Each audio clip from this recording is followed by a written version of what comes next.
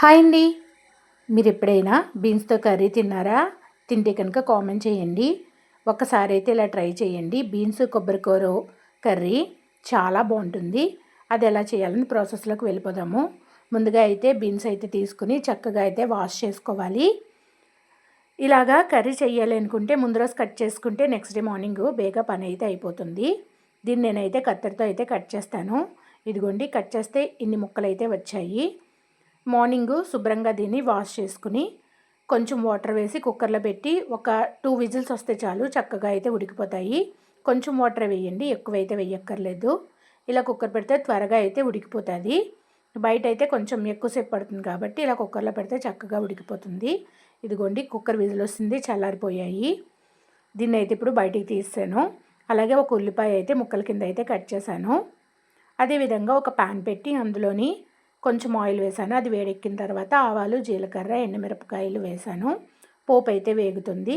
ఇది వేగిన తర్వాత ముందుగా కట్ చేసుకున్న ఉల్లిపాయ ముక్కలు ఉన్నాయి కదా, ఆ ఉల్లిపాయ ముక్కలు కూడా ఇందులో వేసి మొత్తం అంతా అయితే బాగా ఫ్రై చేసుకోవాలి.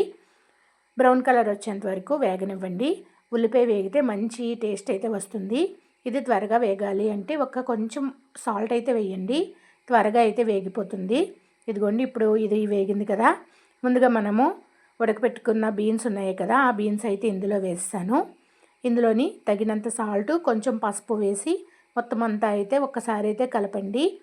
కూరగాయలని ఈ విధంగా ఉడకపెట్టుకుని ఇలా కర్రీ చేసుకుంటే త్వరగా అయితే అయిపోతుంది, టైం కూడా ఎక్కువసేపు అవ్వదు. ఇప్పుడు ఇవన్నీ వేసాం కాబట్టి ఒకసారి అయితే కలిపేసి మూత పెట్టి మగ్గనివ్వాలి. ఒకసారి అయితే మొత్తం అంతా అయితే కలపండి. ముందుగా మనము ఒక చిన్న కొబ్బరి ముక్క అయితే తీసుకున్నాను ఒక మిక్సీ జార్లోకి.